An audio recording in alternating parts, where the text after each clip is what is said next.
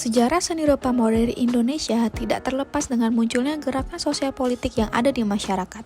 Gerakan-gerakan sosial dan politik yang muncul bersamaan dengan perkembangan Indonesia juga memberikan pengaruh yang cukup signifikan terhadap dunia seni di Indonesia. Menurut Jakob Soemardjo, seorang ahli filsafat dan pemerhati sastra, dalam karyanya yang berjudul Asal-usul Seni Rupa Modern Indonesia, seni rupa modern Indonesia pertama kali dirintis oleh Raden Saleh. Hal ini juga dikemukakan oleh Sanento Yuliman yang merupakan seorang seniman kelahiran Banyumas. Cara melukis Raden Saleh yang dinilai jauh berbeda dengan cara pelukis-pelukis Indonesia sebelumnya membuat Raden Saleh dikenal sebagai bapak seniman modern Indonesia. Gaya lukis Raden Saleh yang cenderung menerapkan gaya melukis orang-orang barat namun tetap mempertahankan citra keindonesiaannya membuat karya lukisannya diperhatikan oleh banyak orang dan diyakini sebagai babak baru perkembangan seni rupa di Indonesia. Seni rupa modern Indonesia pada periode perintisan yang menurut para ahli dan juga seniman bahwa Raden Saleh merupakan sang perintis menjadi awal baru seni rupa di Indonesia.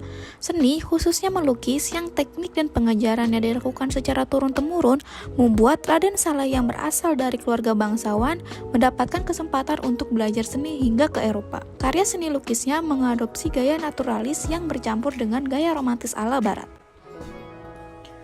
Raden Saleh menghasilkan banyak sekali karya seni selama perjalanan hidupnya dan karya-karyanya tidak bisa dipandang sebelah mata, mulai dari lukisan potret, lanskap, hingga lukisan dengan cerita sejarah berhasil ia gambar dengan sempurna.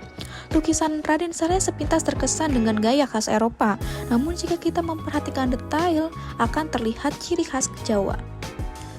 Lukisan Raden Saleh dengan judul Mengintai yang ia buat saat di Dresden, Jerman menjadi salah satu bukti adanya percampuran budaya. Sosok manusia yang tergambar pada lukisan ini terlihat mengenakan pakaian yang cukup tertutup seperti orang Arab, di mana orang Jawa pada masa itu masih belum banyak yang mengenakan pakaian tertutup.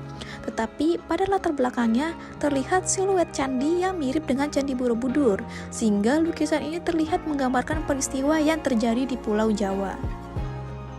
Lalu ada lukisan yang berjudul Berburu Banteng. Lukisan ini menggambarkan sekelompok orang yang menunggang kuda sedang berburu seekor banteng ditemani dengan pemandangan rumputan juga gunung. Membuat lukisan ini memiliki ciri khas Jawa. Sekelompok orang yang sedang berburu juga tampak menggunakan pakaian layaknya orang Jawa dengan kain batik juga menggunakan caping dan blangkon. Bila membicarakan tentang Raden Saleh selaku perintis seni rupa modern di Indonesia, kita tidak bisa melupakan lukisannya yang berjudul Penangkapan Pangeran Diponegoro.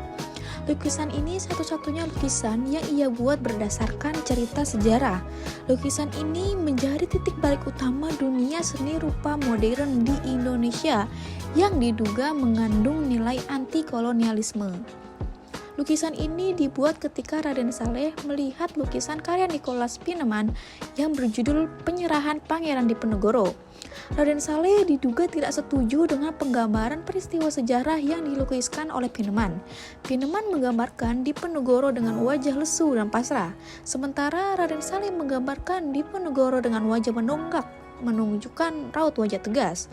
Bahkan Raden Saleh sengaja menggambarkan sosok orang Belanda dengan kepala yang lebih besar, seolah-olah mereka adalah para raksasa. Pada lukisan ini, Raden Saleh juga menampilkan Diponegoro yang berdiri sejajar dengan pemimpin Belanda, Jenderal de Kock, yang berbeda dengan lukisan Pieneman, di mana Diponegoro berada di bawah anak tangga. Sehingga hal ini menjadi poin utama mengapa lukisan Raden Saleh ini dinilai bernilai anti-kolonialisme.